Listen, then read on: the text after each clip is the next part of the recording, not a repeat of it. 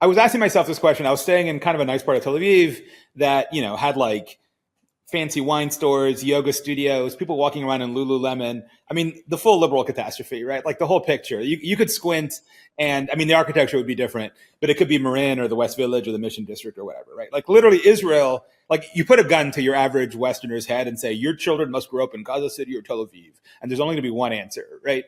And the reality is that Israel is the only country anybody in the West would ever deign to live in, ever, in their entire lives. That is just the reality of it. So that raises the paradox. How can it be that literally the only place that Westerners would actually be willing to live, they're actually against? What's the psychoanalysis of these people? Is it like, you mentioned narcissism. Is it like cluster B? Is it like, I hate my father? Or like, it's older than, just sort of like 2000s wokeism, right? Like it goes back pretty, like, what is there a psychoanalysis here? Or it's just bad ideas? It's the organizing moral principle of the left. That's the left, right? The left is oppress repress, and the right is civilization versus barbarism. Those are the relevant sort of dualities. It's communism, and it's the fashionable intelligentsia comfort of the intellectual salon version of communism, not the applied reality of communism where they line people up and shoot them and dump them in ditches. Which is what, in the end, it's all sublimated, secularized Christianity. Where's my Tom Holland? God damn it, it's back here somewhere. Yeah. I think it's a way for young people to sound smart and morally righteous. Yes. Virtue signaling, of course. Yeah, I guess. Right? It's about having sex.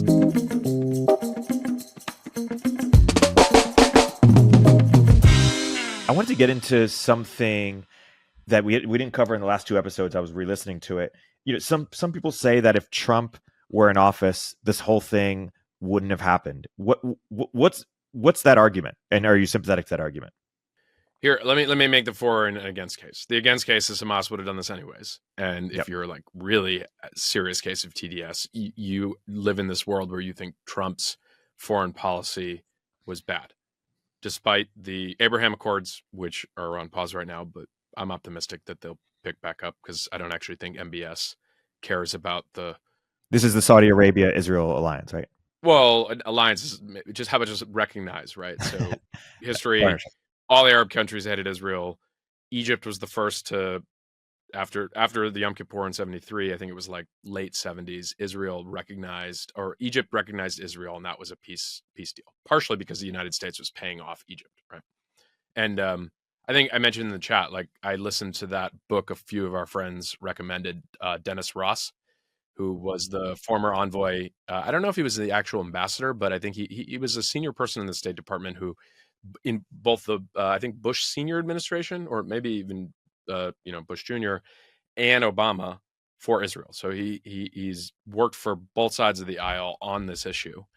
And after he retired, he wrote a book on the history of American presidential administrations. On each chapter is, okay, how did Truman deal with Israel? How did Eisenhower, etc.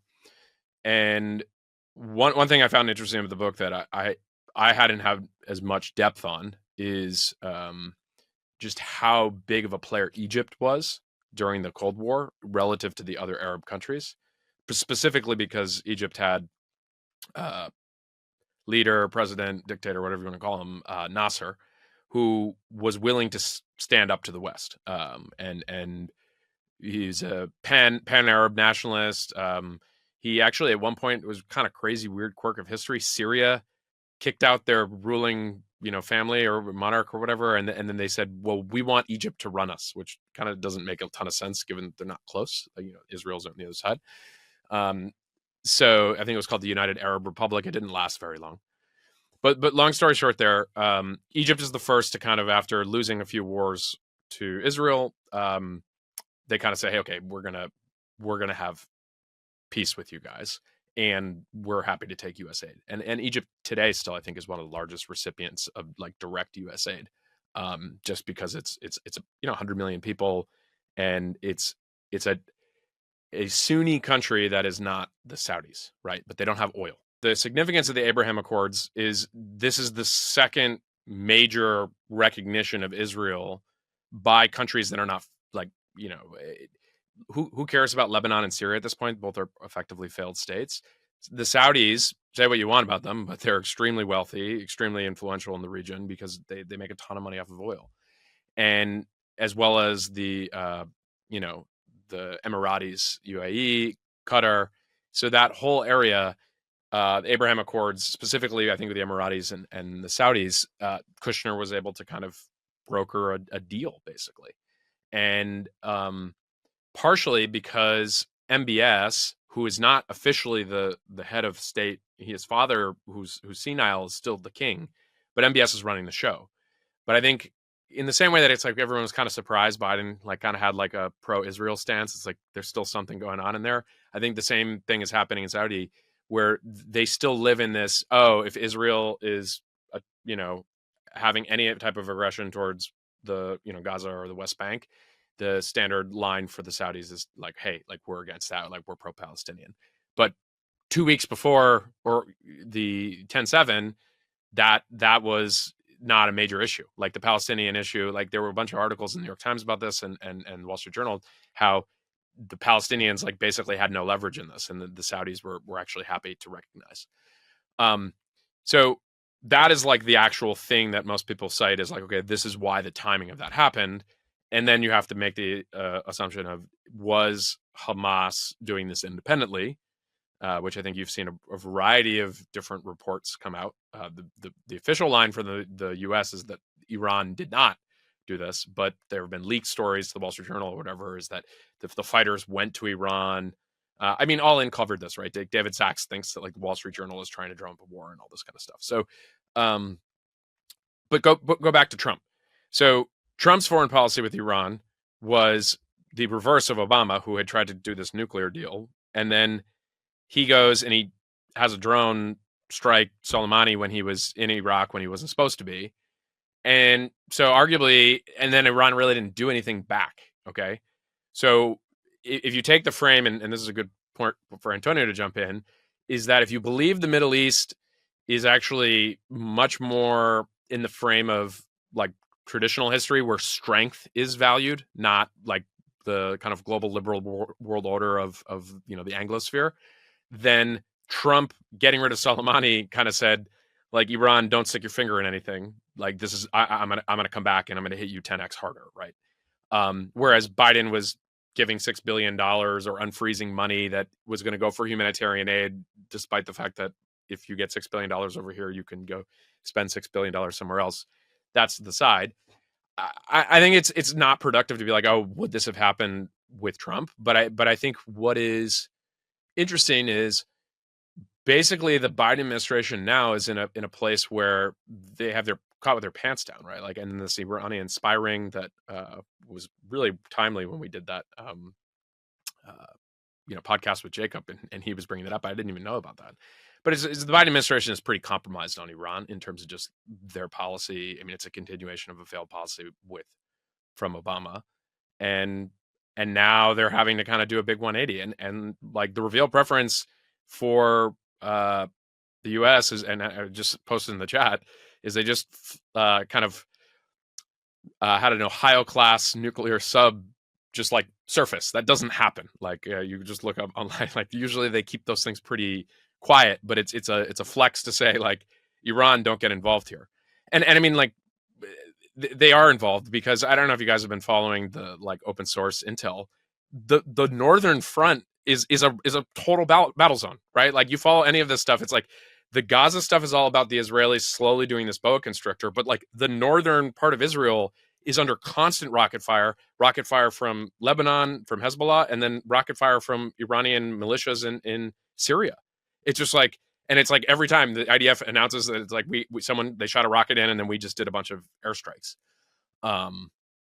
So and then you have the Houthis are shooting in Yemen. They're shooting these long range ballistic cruise missiles, like, and then not to mention the fact that we've had like 40 attacks on U.S. military personnel bases. Hey, why do we still have those bases there? I thought we were out of these places. And then more importantly, like we're like tweeting at them being like, don't do this again. And it's like, okay, so what, on the 42nd time you have a rocket attack on U.S. military personnel, then you do some type of a strike. So I'm just very confused on how the Biden administration is like approaching this. But at the same point, I don't actually think the Israelis care, because like they're executing their plan. Yeah, I mean, one thing in Israel is that the northern side is actually arguably as hot or hotter than the southern side. there's this whole town of 20,000 called Kiryat Shimona that they actually evacuated. So they evacuated an entire town. One story that isn't getting told, there's a huge number of internal refugees inside Israel of people who either obviously abandoned the kibbutzes that all got attacked and that are now in the middle of a war zone, or the northern part that is subject to rocket fire from the north, and actually has more rockets pointed at it than the parts in the south. Yeah. Hey, everybody. Hey, did you finish your piece for Tablet? I did. I'm waiting back for edits from Alana of Tablet, and it's unsurprising if you guys are part of the Tablet mailing list, which everyone should be.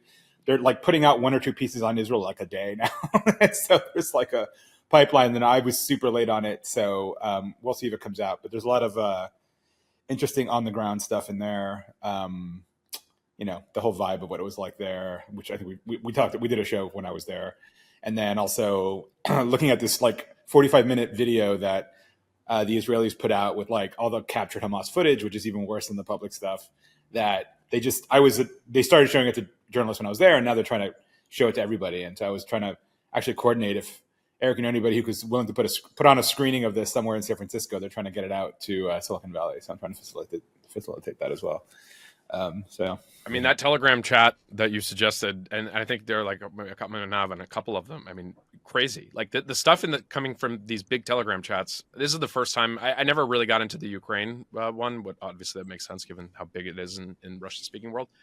I'm in a couple of these Telegram chats that are just putting the raw footage that's coming out of Gaza, and then any of the stuff that's happening in the north. And I feel like it's actually like, I want to discount all of it because I have no idea like who's posting what, but relative to Twitter, it's like much more availability and kind of like more constant updates. It's weird. I mean, you're right that one should be a little dubious because some of it is faked, but it's funny. Some of the fakes, I mean, as a comment on the conflicts, a lot of the fakes are actually from other conflicts that the world has ignored. The Syrian civil war, for example, that killed way more civilians than 10 Israels would in a century, but that no one actually gives a damn about because no Jews, no news. But it's funny that they're trying to fake it and frame Israel for the atrocities that have been happening for years now that nobody's paid attention to. But it's interesting. If you look in the background, you'll spot certain things and realize that like things are off, either in the uniforms or the foliage or something. It's like, that's not Gaza. But yeah.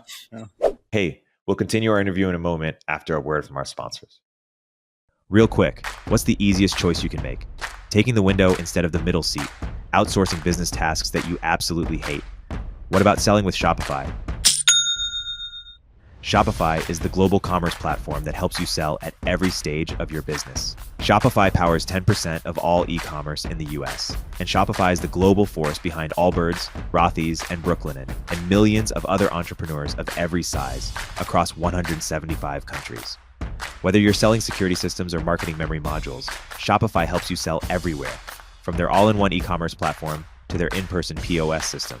Wherever and whatever you're selling, Shopify's got you covered. I've used it in the past at the companies I've founded, and when we launch merch here at Turpentine, Shopify will be our go-to. Shopify helps turn browsers into buyers with the internet's best converting checkout, up to 36% better compared to other leading commerce platforms. And Shopify helps you sell more with less effort thanks to Shopify Magic, your AI-powered all-star. With Shopify Magic, whip up captivating content that converts from blog posts to product descriptions. Generate instant FAQ answers. Pick the perfect email send time. Plus, Shopify Magic is free for every Shopify seller. Businesses that grow with Shopify.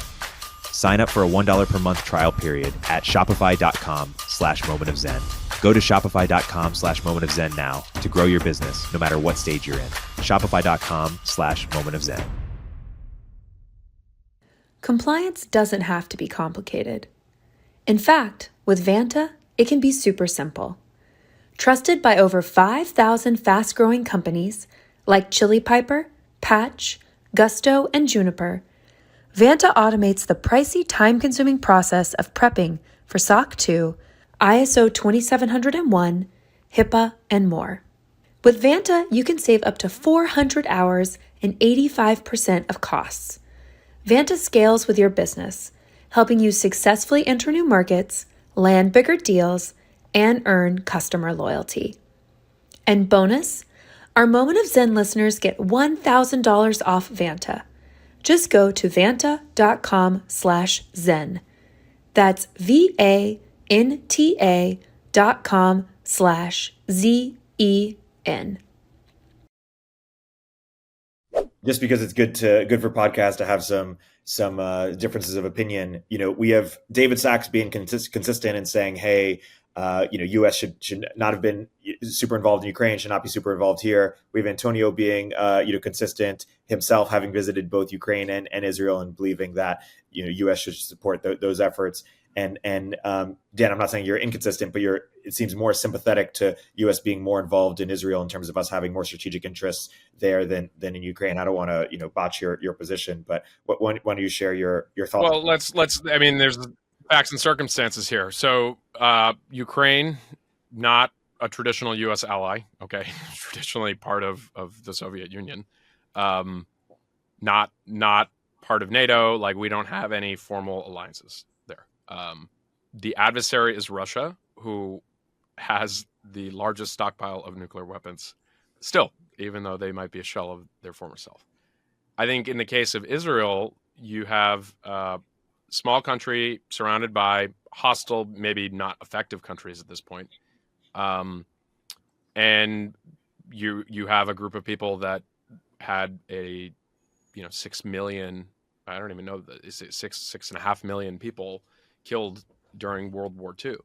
And for better or for worse, the U.S. policy is that we are going to support Israel. Like, that is a difference of foreign policy that we've been pretty consistent on. It wasn't always the case, but it got more and more consistent to the point where it's like Israel is our ally. And I think the third thing, which I think the most dangerous foreign policy issue is Iran, because I think a world where Iran has a nuke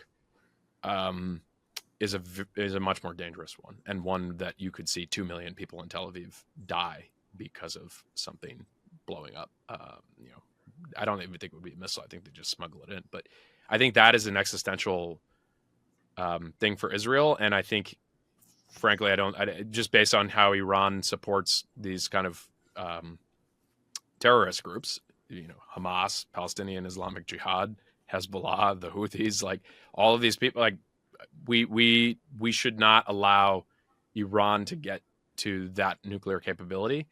And I don't think we have the willingness, nor do I want to put boots on the ground there.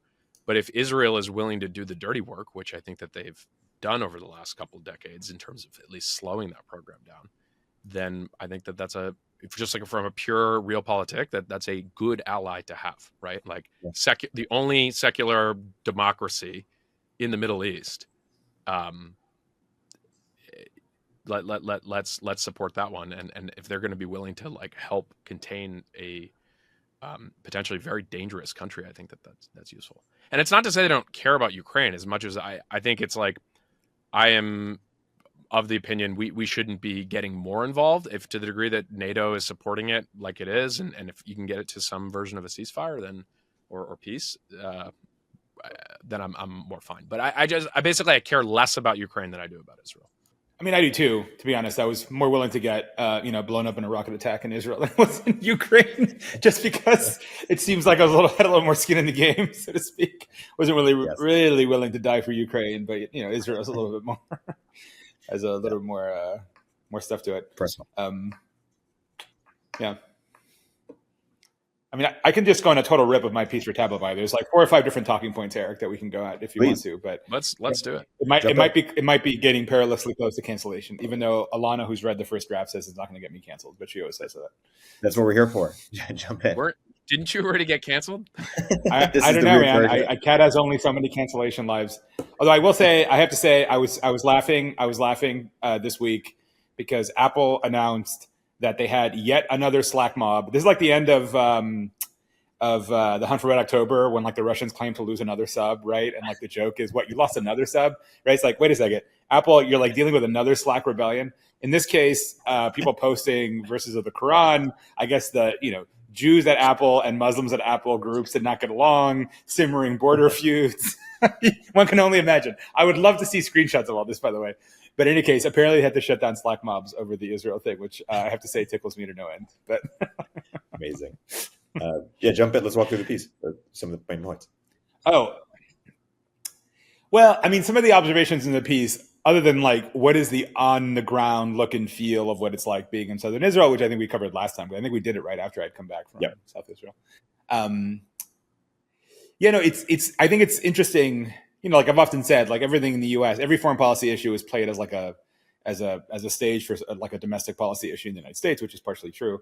Well, so one meta comment on this. What's interesting is that unlike usually you have like the elite establishment lining up on one side of an issue and like that's it. That is the dispositive thing, and everyone else is some bizarre, dissident refusenik living on social samizdat outside, the realm of the nice brunch appointments and play dates and Ivy League, whatever. Right. In this case, it's like it's kind of gone both ways. Right. You've got Jews who've like revolted, even Jews who've actually, been big donors at Ivy League universities, which arguably are the woke madrasas or whatever, or certainly have fomented a certain politics that now have turned on the Jews, where, they were willing to be hated as like white males, but they weren't willing to be hated as Jews. Right. So they kind of put their foot down. But it's kind of like, the leopard eating faces viral tweet. It's like, well, what did you think? What did you think would happen? Right. If you fomented this. So it's intriguing to see the world's divided. And then in the Paul Graham case, right, like he treated this thing, which is the kind of casualties in which he believed Hamas's numbers, which are very dubious. And then two, he kind of undercounted, obviously, the Israeli casualties. And I said nothing about the Israeli hostages or all the rest of it, which has caused some people to actually accuse him of anti-Semitism, which I think is a lot less likely. Let's recall he put a Jew in charge of YC after he left. I think it's more just he's your standard issue 90s era liberal, Clinton, Obama, et cetera. And his views are like a little fossil encased in amber of, well, that's just everyone kind of bought the whole Palestinian as the victim, hook, line, and sinker line in the 90s, right? And he's just kind of kept on with that. And, images of, beheaded children and raped women notwithstanding, they're going to kind of go with it. And that's the way they view the world. So that's my take on it. I don't know. Dan probably has a different take, or maybe Erik. No, I think the mob mentality to try to like cancel Paul Graham is like kind of stupid.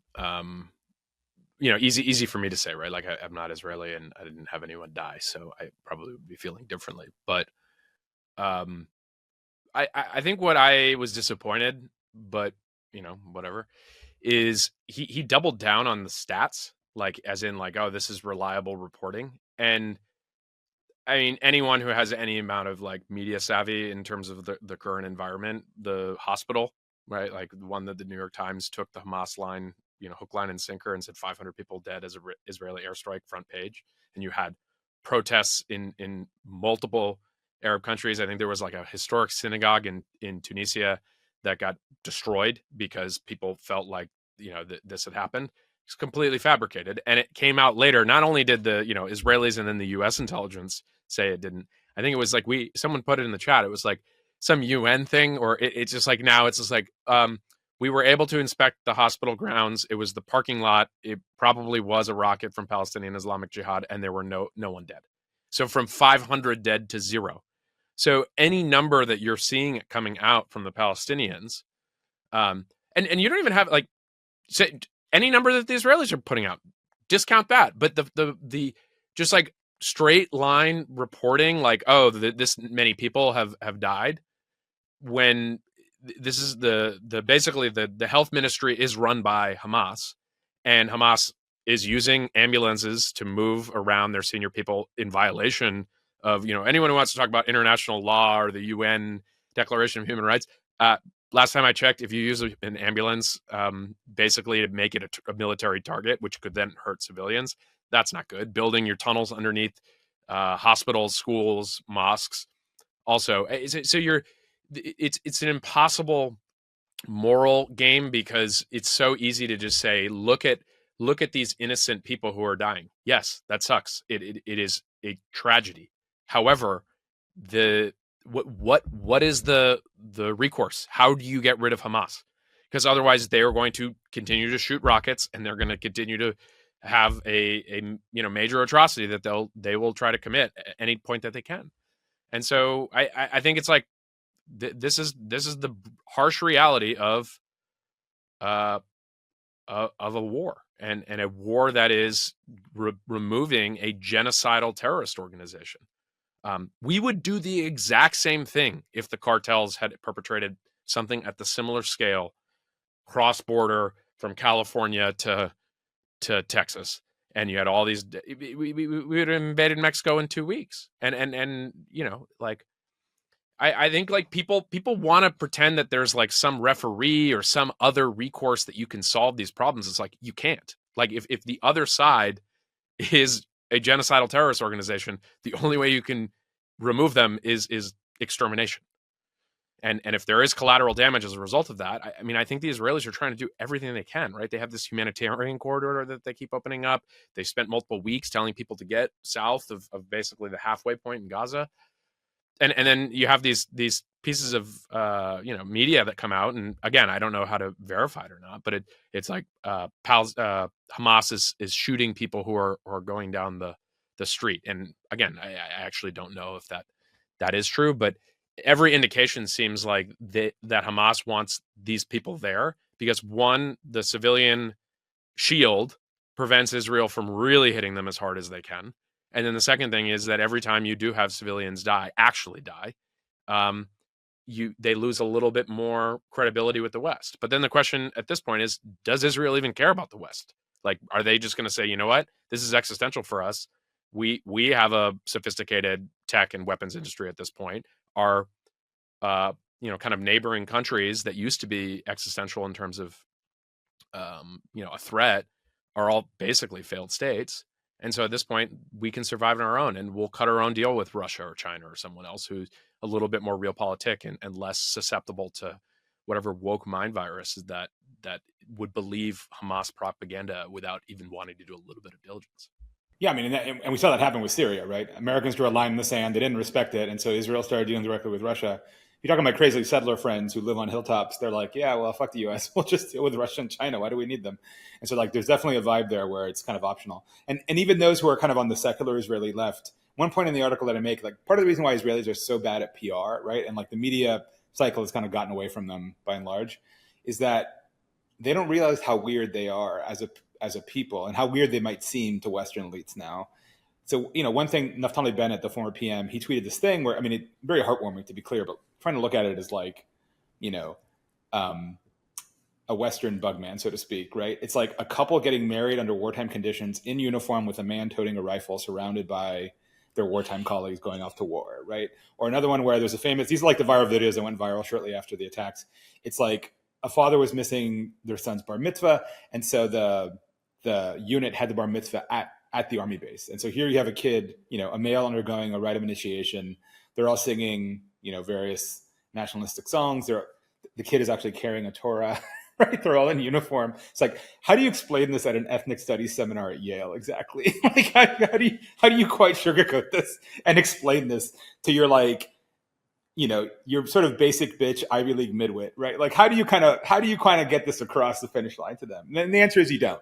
And the reality is, even secular Israelis don't realize they're living inside like a religious ethno-state, and that'll never be acceptable to Western secular liberal eyes. Like, it's just never going to go down, right? And no matter what they do, it's always going to be off in left field somewhere. And that's the problem, right? And I have a line in there somewhere where, like, Israel is an outcast among nations for the same reason the Jew was an outcast among European peoples, which is this stubborn adherence to their peoplehood and their traditions, and a stubborn refusal to undertake the sort of universalist crusade of the Gospels and all the secular descendants of that, wokeness, whatever, right?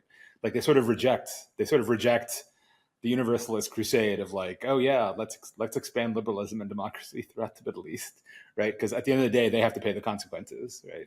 And that's the problem, right? The West lives in this sort of showy hypocrisy, right? People say diversity, and then they pay for private school for their kids, right? They post defund the police, and then they avoid the wave of violence that results of that because they're living in posh neighborhoods, right? And the Israelis are on the other side of that. People will say, whatever, justice for Palestine, but, like, they actually have to live in that neighborhood, right? And so they have to face, like, the real outcomes of those policy decisions, which are nobody in London or New York actually has to face. And that's kind of that's the core of the problem. Well, the irony is that the Muslims also reject sort of the modern liberalism. Of course they do. Of course they do. They totally reject it. I was in a whole fight with what's his name, Shadi, the guy who writes, every American newspaper has like, the Muslim guy who writes like the Muslim take on things, right? And like he's their guy, right? And it's like, have you looked at Palestinian polls? And he had. There's actually a Palestinian research institute in Ramallah who's done basically the only polls of any scale, and they seem fairly serious about, well, do you agree with the rocket attack campaign in Israel? And 80 some odd % of Gaza does, right? And it's funny because he was citing the exact same study. It's like, okay, so we agree, Shadi. Like it is the case that by and large Palestinians, it's not just like Hamas, a tiny minority. It is the case that mostly everyone agrees with it.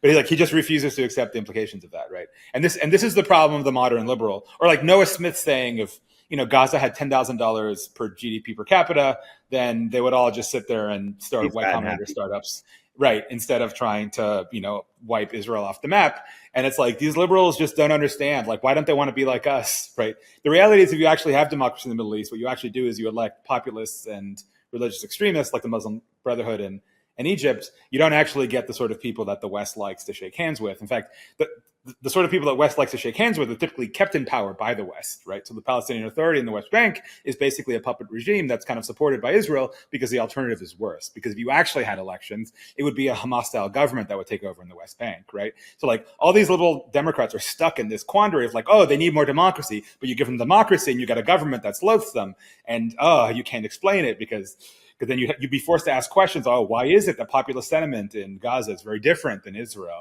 It raises questions nobody wants to talk about or answer, and that's the problem, right? And so the conversation kind of gets stuck there. Lebanon, Hezbollah is a political party. Yeah. Like it's like, they've got tens of thousands of rockets pointed at Israel. They're in a war that no one is really talking about because everyone's focus is on the Palestinians. That'd be like the equivalent of the Republicans. Like, everyone LARPs about January 6th. Like, oh, this is a Republican takeover. It's like, no. In Lebanon, Hezbollah is the dominant political party in control, and they have a military and their own set of weapons that the Iranians have provided them. Like, there is no frame.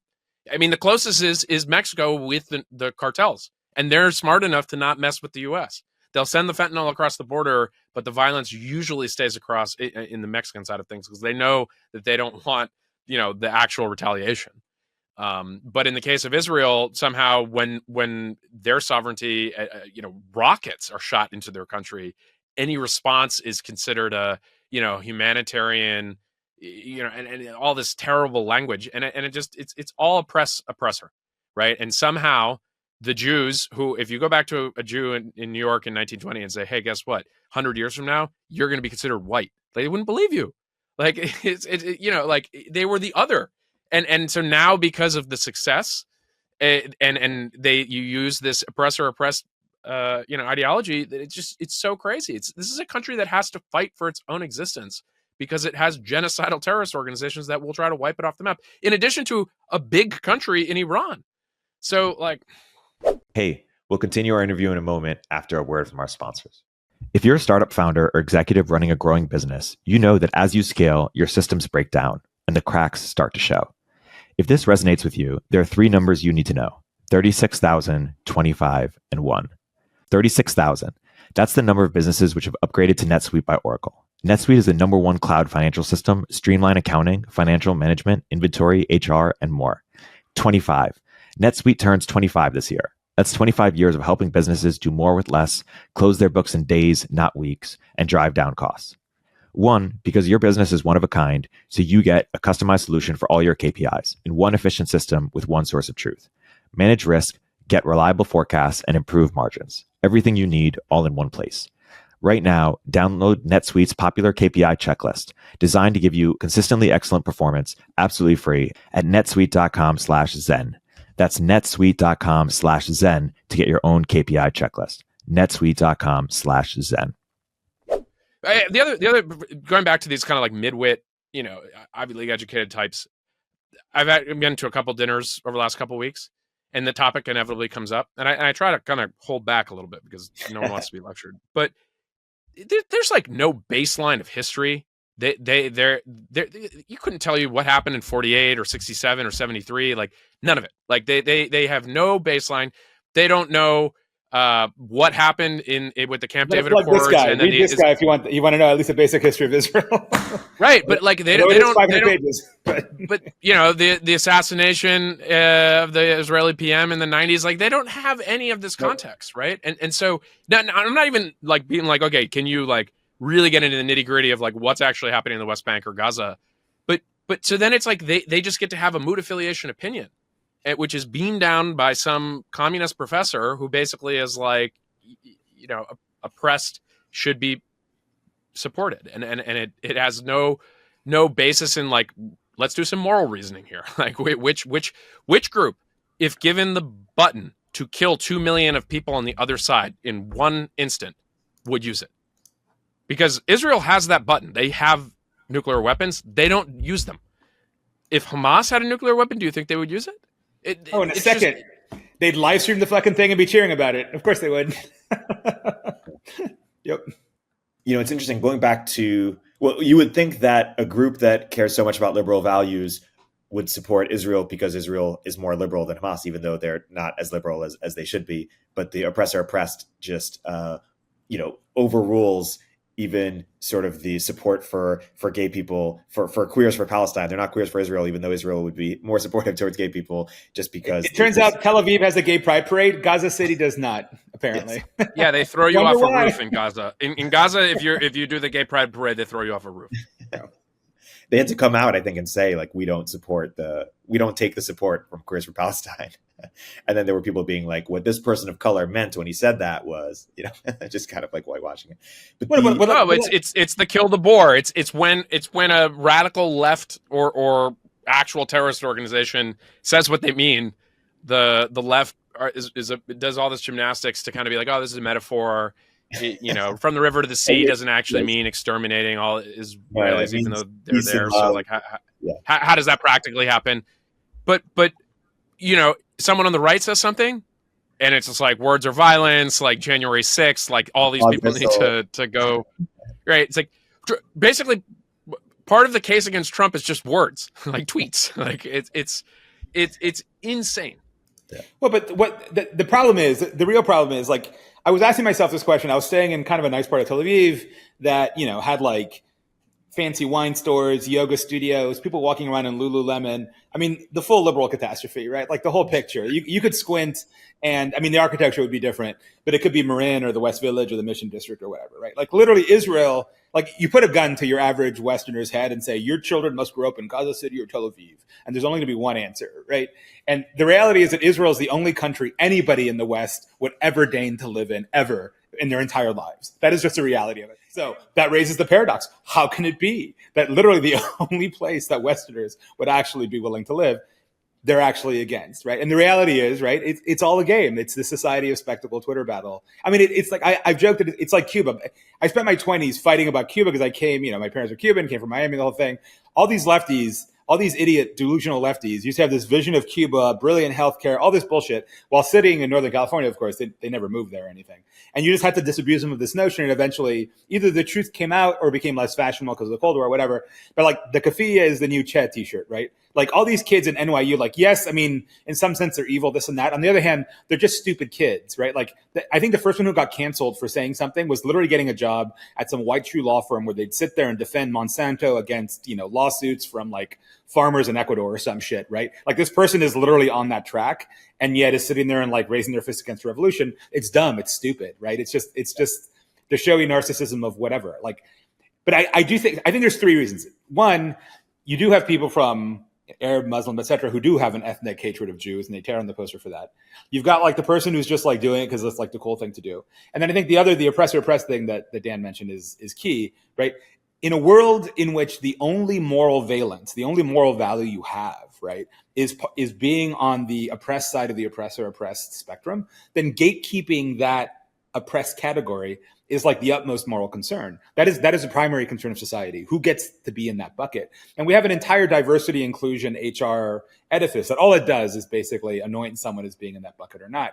And the problem with the Jewish thing with the same thing with the problem with the Holocaust is like, but wait a second, how could you claim these are oppressors? I mean, here's this 4-year-old, a fucking 4-year-old who's like kidnapped by a terrorist group and is being kept in a tunnel in God knows what conditions, literally a 4-year-old ripped from like the dead mother's hands, right? How can you possibly look at that and say an oppressor? And they just, I mean, the cognitive dissonance gets to a point they can't handle it. They have to rip on the poster because there's nothing you can say about it that says, well, they had it coming. Like, no reasonable person would ever accept that, right? And so that's part of the whole poster thing, which, by the way, I'm dying to see somebody do it in San Francisco. I almost want to like put a poster and just bait it just to see it happen so I can create a whole fucking scene and film it and live stream it. I've yet to even see it, by the way. But I think those are my 3 series. Yeah. In LA near me, the posters have been ripped down. Really? Like I saw them the other day. Wow. It's disgusting. And it was like one of the baby ones. What's the psychoanalysis of these people? Is it like you mentioned narcissism? Is it like cluster B? Is it like I hate my father, or like what is sort of, because the oppressor it's older than just sort of like 2000s wokeism, right? Like it goes back pretty like what is there a psychological sort of a psychoanalysis here, or it's just bad ideas? It's the organizing moral principle of the left. That's the left, right? The left is oppressor oppress, and the right is civilization versus barbarism. Those are the relevant sort of dualities, in my opinion. Yeah, but it's rooted in Marxist Leninism. Like it is communism. That is what it ultimately is. It's communism, and it's the fashionable intelligentsia kind of comfort of the intellectual salon version of communism, not the applied reality of communism where they line people up and shoot them and dump them in ditches. Which is what, in the end, it's all sublimated, secularized Christianity. Where's my Tom Holland? God damn it, it's back here somewhere. Yeah. I think it's a way for young people to sound smart and morally righteous. Yes. Virtue signaling, of course. Yeah, I guess. Right? It's about having sex. Like it's like, okay, cool. I can say this thing. I look really cool, and then someone else thinks that I'm cool, so therefore, like it's rooted in. It's like how do you peacock? Did you see the Ben Shapiro Oxford video? He just owns a bunch of Oxfords. It's really amazing. I mean, I only watched a few seconds of it because these debates just get me so nervous and anxious. I just stopped watching them. But the one scene where I forget the woman who was wearing a chador and the whole thing is like, oh, but the British didn't bomb civil. He was trying to use a logic, which I would love to use on PG, by the way, because he's very English. He has an English father. He lives in England now. It's like, by this reasoning, I guess we should have stopped World War II circa 1942 and gotten a ceasefire with the Germans. Is that the logic here? Because by that logic, at that point, Germans were getting fucking wrecked, right? And the number of German civilians killed in Dresden alone would dwarf many all of this that's going on in Gaza. And of course, he wouldn't agree with that, right? But yeah, the person in the debate said, "Oh, but the British weren't bombing civilians." And of course, everyone hooted because at that point, again, it's like looking at the face of the baby in the poster. It's just like the cognitive dissonance stretches like a rubber band too far, and it just snaps. It's like you're being ridiculous. And somewhere in there, the other key thing, which I think is totally key, is why is it we're still in this debate? Everyone calls them refugees or refugee camp. You look at the pictures; it's not a refugee camp. It's just buildings. It looks, parts of Tel Aviv look like parts of Gaza City, by the way. Tel Aviv is pretty run down as well. Like it looks exactly the same. These aren't refugee camps. They're living in cities, right? And they've elected their own government that they've had for almost 20 years. They're not refugees. They're not living in camps. This is the two-state solution. They have their state, and this is what it's created, right? But it's this irredentist philosophy. For those, I get accused of using $10 words. Irredentist means that you sort of refuse to accept the state of affairs and claim that this piece of land that I lost is actually still mine, right? And it creates this resentment and this constant sort of struggle against the reality of it. And the Palestinians, at the end of the day, have everyone talking about the 1967 borders, just to be blunt, is utterly and completely full of shit and has never been on the other side of the 1967 border. It is never going back to the 1967 borders. The settlements, again, it's a similar, like, just complete fakeness in language. These aren't settlements. These are townhouses in cities. Ariel looks like Fremont, California. It's a bedroom community of Tel Aviv, basically. Israel is about as likely to give that back to the Palestinians as Fremont is going to be given back to the Ohlone Indian tribe in Northern California. It's not fucking happening, right? So anyone who speaks in that language is basically engaging in like a geopolitical circle jerk. It's just not happening, right? But that's the thing. It has this irreality to it that feeds into the Palestinian resentment in which they still think this is our land. The underlying sentiment is that Israel shouldn't exist, is really what it is, right? This whole from the river to the sea business, right? For whatever, what's her name, Rashida Tlaib says otherwise, really basically means, no, we're going to get rid of the Israeli state and have this other reality there, right? And the problem is that that's exactly what has kept the Palestinians behind. Rather than moving on, right? Like, are Mexicans, are they, clamoring for the pre 1848 or 1849 borders of the Mexican American War? Are I don't know, the Germans who lost Alsace-Lorraine clamoring for the pre 1918 borders of Eastern France and Germany? Of course they are. They lost the war. They moved on. That's it. That's life, right? But no one's going to give that little real talk lecture to Palestinians in the West. Instead, indulges their fantasies, their irredentist fantasies of getting back their state, and that exactly is the problem. Well, you know who was obsessed with the lost land? Hitler, right? Like, so it's like people who obsessed over land claims, or like generations later, like it's just like, guys, possession is 9/10 of the law, and especially with countries that have sovereignty and ability to defend themselves from a military standpoint, right?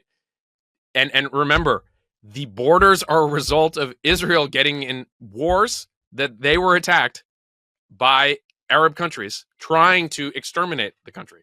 And every time that happened, the borders got bigger, right? Like so I don't understand what is the version? Like, is there a referee? Like, do people actually think the UN is a serious organization? I just, like, the Security Council has 5 permanent members, right? US, UK, France, Russia, and China. One veto stops anything. That's the UN. There is no UN. It doesn't matter. It's a fake organization. So in a world where that doesn't exist, the only referee is your ability to defend and maintain those borders, okay? Unless the United States decides it wants to stick its finger in the area and make a mess. Basically, that's it. There is no other version of, like, who are you going to appeal to? And what reality is the United States going to come in and say, sorry, Israel, you need to actually remove the settlements from the West Bank and go back to 1960? It's not going to happen. So if you were running a startup like that, like, your startup will go out of business, because it's like you have to just confront reality of saying, is it an injustice? Fine. But this is the reality that is not going back. So what is the best course of action that moves forward? And I can promise you, it's not claiming that the land belongs to you and fostering deep resentment culturally, which results in something like Hamas. Because now, this is going to be the 10x response that Israel is going to provide back. By the way, Dan, you did mention that the little tidbit 3 days ago, Iran was nominated head of the UN Human Rights Council. Yeah, I mean, like, come on. It's the UN doesn't exist. Like, get that out of, like, there is no global world order. It is the United States decides how things work. And there are 2 countries that can kind of say, I don't actually agree with you. Russia and China. It's the way it works. It's like, your country, sorry, any other listener, if you live in any other country, you have no say. Like, seriously, maybe India. Like, it's big enough and it's kind of on its own. Everyone else, you follow what those 3 countries decide. And usually it's you're in the sphere of influence of the US. There was like a joke tweet. It was so parodic. I don't know if it was a parody or real, but it's someone who has one of these international law degrees or whatever, and it's like, I don't understand what they're like violating international. Like, dude, there is no international law. But it's a weirdly thing that comes out of the West, I think. And then the response joke tweet was like, this is somebody who just got mugged and all their money got taken, and they're sitting there looking at the Monopoly, like, rules of the game and saying, but no, you're supposed to roll the dice or something. And it's like, that's not how the world works. And so there's this, like, enormous level of sort of childish naivete that I think kind of, gets its way into the rhetoric. I saw another map, by the way. I follow these accounts that have great fake maps. And one was like the international community. And it was literally like Western Europe, the US, Canada, and Japan. That's it. That's the international community. And nobody else in the globe, actually. There is no international community, as it turns out, right? It's that nuclear sub, cruising the Med. That's the international order. Well, that's that global South, global North map, right? It's like, you basically, somehow Israel, despite being, like, very much in this whole region, is the if you go Google global North versus global South Wikipedia, they have a map, and it's the US, Canada, Western Europe, Japan, Australia, New Zealand, North Korea, or South Korea, and then it's like, that's it. Everything else is red. And it's like, this is the way the world breaks. And in those cases, China and Russia are really not running any version. Like, BRICS is fake, like, all that stuff. It's like they're in their own self-interest, and that's it. Like, so if the presidential administration, a Democratic presidential administration, is willing to support Israel beyond just words and actually putting American, 2 carrier groups in the Middle East, plus, flashing nuclear subs, sorry, you don't have no opportunity to make progress here, especially in a world where you've rejected every single opportunity of an actual two-state solution, right? Like, go look up like Arafat with Clinton, and just like what there is never going to be a solution, because one side actually doesn't want there to be a solution. It like kills their business model, because at that point, then they actually have the hard reality of like, oh, I have to actually grow my economy, right? Rather than, survive on international aid and basically get wealthy, Arab countries that have oil to give me money because it feeds some level of some, outdated pan-Arab nationalism. It's like, come on. There's a great quote from Abba Eban, who is a sort of legendary Israeli diplomat, who said, Palestinians never miss an opportunity to miss an opportunity, right? Like, literally the number of times they walked away from the table. And speaking of this business of like, they prefer war over the economy, there's this great interview from somebody from Hamas who, just basically said, oh, no, the tunnels are for us, right? The population is the UN's responsibility, right? The tunnels are for us, it's not for civilians. And it's just, I mean, it's kind of a trite quote, but this business of, in Gaza, the military uses the civilians as cover, and then in Israel, the military actually protects the civilians, is very much of a discrepancy in terms of how they view the world. Again, there's just polar opposites. I mean, Dan mentioned the sort of thought experiment of like, who would press the nuclear button to destroy the other? Clearly, the Gazans would, Israel would not. I mean, it has one and it doesn't, so that's just empirically true. But yeah, again, I think it's for the PGs of the world, and we're holding them up as like this foil or whatever, maybe a straw man. It's impossible to actually do that moral calculus. It literally is just like a body count calculus, and that's it. That's all that matters. Literally, it is the who drives a higher body count is obviously in the right sort of calculus. It's like a perverted effective altruism, like Right, exactly. Like pure utilitarian, like number of people dead, like that. That's how I'm going to take this argument. Which, by the way, you can't believe those numbers because like there's plenty of evidence where they tend to be inflated. Are people dying? Yes. That is it tragic? Yes. But I mean. And like, I think we want to be super clear. Like, I don't think anyone's accusing PG of like being anti-Semitic. I think he's just being kind of like a midwit in terms of this issue, like an otherwise smart person, and then he's kind of taking these literally party line statistics and then parroting them. And again, just to cite the hypocrisy of it. And again, I always cite this, but it's like people like PG, wouldn't be able to last a second inside Gaza or any sort of Islamist state. Like, literally, the man could not survive a day. And the only country in the Middle East that he could survive in is Israel, which is precisely the one that he refuses to give even a shred of empathy or support. So I think Paul is morally in the wrong here, but maybe there's a version, not on a substance, but more in a vibe perspective, that he's right in kind of a scary way. And I'll explain by saying basically, like, Paul is known for supporting and resonating with young people and for maybe being ahead of his time. And there was another tweet that came out that said that Israel-Palestine, from sentiment perspective, is where gay marriage was in 2000, which is basically 10 years away. And so if you look at, where college students are right now, they're tremendously, more sympathetic to pro-Palestine. And what happens 15 years from now when they're running our country? Like, what's U.S. support for Israel going to be then? So just to unpack that just for a second, you said a lot there, right? The analogy that's being drawn is if you were to look at, for example, the by cohort, meaning by age cohort, so like 20 to 30, 30 to 40, et cetera, on the way up, like, what is the support for this issue? Where this issue is, to take two examples, the two biggest political reversals probably of our lifetimes, which is one, support for gay marriage, which I know now is as natural as anything, and even the right supports it. But go back and listen to an Obama speech from 2008, Obama, Vanta, and he did not support gay marriage, actually, when he first ran for president, right? This has been a very severe change. But again, you saw that change where by cohort, clearly, as you got younger, change was coming. The other thing is of course, drug legalization. I mean, recall people used to go to jail for pot ownership, and now in Washington, it's big business. But that was a huge change over the past 10, 20 years. What you're seeing is the same pattern for Israel, right? As you go younger, you see support for Israel go off. And so this bodes very poorly for Israel. It means going forward, potentially, a lot of the U.S. will not actually be pro-Israel the way that it is now. Is there any hope there, or is it just young people are going to go where young people are going to go? Like, do they change their mind as they get older? Can anything be done to? Is just fascinating. I mean, I don't know. I'm actually not that worried about Israel's future, to be honest. Like, I think if I was making a bet on like which is likely to exist in its present form, Israel or the United States in a century, I say it could go 50-50 actually. So you don't think Israel needs Western support, basically? I mean, it doesn't actually need U.S. aid, right? I mean, there's a piece in Tablet saying the $4 billion is basically a sop to Raytheon, not to Israel. I mean, Israel has a GDP per capita higher than Germany's now. Like, it is not a poor country anymore, right? Like, it doesn't actually need this aid, and the Americans get as much out of it as the Israelis do. I think I wouldn't worry about the misguided young people. One, I think they age out. So there's some percentage of those people age out because it's, it's fashionable. It's about like trying to have sex. And so it's like, once they get older, it's like, and then they have kids. And then when you have kids and you hold your 11-month-old, and then you think about someone taking a baby that's helpless like that and putting it in an oven, it's incomprehensible. So it's like you hopefully have something change when you start to have children.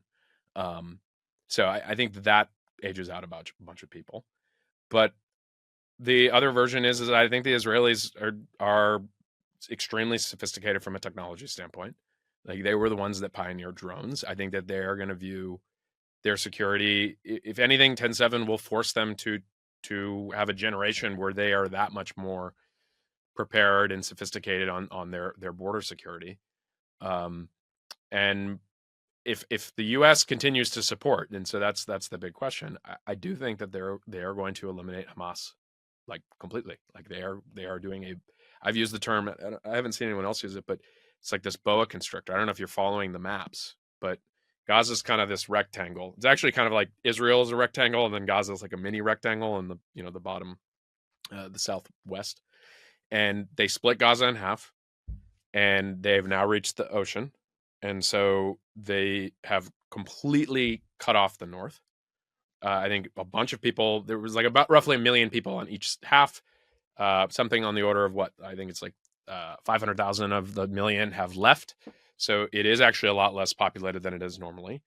And they are slowly encircling and getting closer and closer to the center. And I think, Antonio, you might have shared it in the chat, is just like the strategy is find a tunnel and blow it up, like, or basically close it, the top, right? So just because these things are really far down, and turn them into tombs. The one thing I'm a little unclear on is how confident are they that the hostages aren't down there, which that seems still a huge mess. But maybe Hamas is sophisticated enough to have moved the hostages to the southern part, because they know that that's actually still their really only bargaining chip that they have outside of just total elimination is the hostages. Yeah. The strategy, it's been fascinating to follow. I mean, some journalists are starting to embed. So Trey from Fox News is actually embedding and giving footage. Trey has been amazing. Actually, one of the few American networks to actually be kind of at the front lines, kind of in the same area. It's funny, I recognize some of the same places in the backdrop of where he's running around. And then there's a guy named Anshul Pfeffer from, normally writes for Haaretz, but I think he's writing for the Times, I think, of London, which is the piece that I shared. And what they're doing, it's a very slow creep in which they just slowly advance. Somebody comes out of a tunnel and tries to take a pot shot at a tank. Maybe they hit, maybe they don't. Either way, that tunnel is then destroyed by combat engineers, and that's the end of it. And all this tunnel system, I guess if the thought is, well, they're just going to come in quick and fast and leave, the tunnels are a good idea. But if they're going to hang around, the tunnels seem like a fucking death trap, right? Because there can only be so many openings. I mean, hundreds at most. And you just start shutting one after another. And that's that. And they need fuel for the ventilation. And so I think it's very premature, but it seems like the Israelis, because for the first 3 weeks, I was kind of saying, like, this seems weird. It's like, why haven't they moved in? And maybe that was what they were hoping, is some provoked, like, very aggressive response, kind of Fallujah style, urban combat, total mess. But this kind of very slow, deliberate encirclement and removal of these tunnels. I mean, we'll see. And then it seems like Israel's got its work cut out for it also in Lebanon, and then Syria, and then Iran. And I mean, they put out a statement similar to what the U.S. has said, but I kind of trust that the Israelis are going to take care of it, is that they will respond to the Houthis who have been shooting these ballistic cruise missiles at Eilat, the port on the tip, the southeast tip of Israel. It's like Israel's only kind of like real port in the Red Sea. They're able to shoot the missile down, but they said that will respond at a time and place of their choosing. So I wouldn't be surprised first ballistic missile shoot down in history, I think, by the way. Yeah. And by the way, the U.S. has now the carrier group, the Dwight Eisenhower went through the Mediterranean and is now into the Red Sea. So there are 2 U.S. carrier groups, which is a pretty serious thing, which we hadn't had them in the Middle East, right? Like we were no longer, in theory, in Iraq, despite all these attacks that seem to be happening at these, whether they're contractors or kind of like special forces bases. But yeah, I think, but going back to the people in the U.S., I think the other 2 things are, one, there's a lot of wealthy, powerful Jewish people in the United States. Kanye got canceled for that, but the reality is I think that they do have a lot of influence in terms of definitely in the Democratic Party, but also on the right. And, what is it? AIPAC, Antonio? What about it? AIPA? It's like yeah. AIPAC, the American Israeli Political Action Right. Committee. So super influential in terms of, I mean, look, I think you're gonna always have a group of people that are going to be pretty incentivized to say, hey, like this is a special relationship and this is important to us. If anything, that was actually enlightening from that Dennis Ross book that I was talking about before, is how important the Jewish donors and voters, in certain blocks starting with Kennedy, but then later only grew in importance, right? Like Truman and Eisenhower are still kind of in this pre kind of modern era of like WASP. The Jews are kind of like not as important from a kind of like a political force in the United States. And then from Kennedy on, the president has a lot. Nixon has Kissinger. Like you're starting to actually now have Jewish people in pretty powerful positions, not only in business but within the government. And so my sense is like, if anything, I think they should just ban TikTok. Like it seems like TikTok is just like propaganda that the Chinese can just kind of. It's like having one of the 3 stations during the Cold War, like run by Pravda. Like it's just absolutely crazy that we have like a major adversary that would love to just be running information psyop on us, and it's allowed in the United States. It's absolutely crazy. But yeah, I'm not overly worried about that position of the U.S. But even then, I think Israel will be self-sufficient. The anti-TikTok position is interesting. Sam Lessin has come out pretty strong against it, and you're seeing it resonate in other places. And they're kind of pinning the anti-Israeli sentiment on TikTok, which I don't know if I quite believe it. I don't know. I think banning TikTok is one of the few good ideas Trump had, frankly. So I'm not necessarily against the idea of banning TikTok, but it is interesting how I think that thought has become a little bit more mainstream in the context of the Israel thing, and people are trying to puzzle out how is it that you're seeing this level of support for what is a terrorist group. But should we wrap on that? Yeah, short and sweet.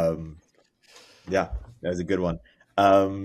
Sweet. Well, until next time, and glad that we have powerful Jews in Web3 ad infrastructure, podcasting, decentralized. Yes, decentralized social media. The Jewish agenda. Hey, I'm not Jewish. I'm a fan. Okay. Yeah, exactly. I don't know, Dan. Actually, someone at a dinner party said to me, she's after I was, I did a little stump speech for Israel. She's like, "Are you Jewish?" I'm like, "No."